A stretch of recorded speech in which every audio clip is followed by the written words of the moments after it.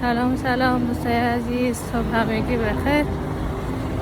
امروز هست دوشنبه 12/1/2026، هفته دوم پرکتیکوم شروع کنم.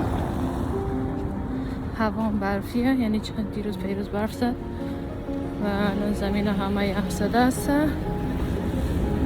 دیگه. الان هم مرم طرف ایستگاه.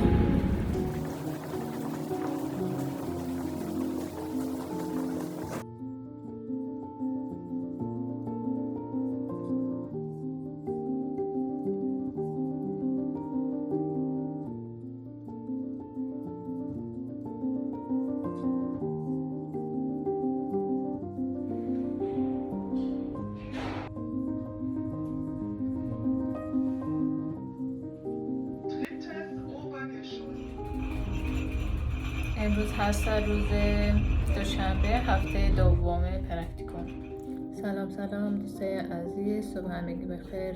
اول هفتهتون بخیر باشه. امروز هست دوشنبه 12/1/2026، هفته دوم پرکتیکوم ماستر دیگه. الان وقت پاوزه هست، یعنی وقت استراحت هست، ساعتی 10 و الان ما آمادم که صبحانه بخورم.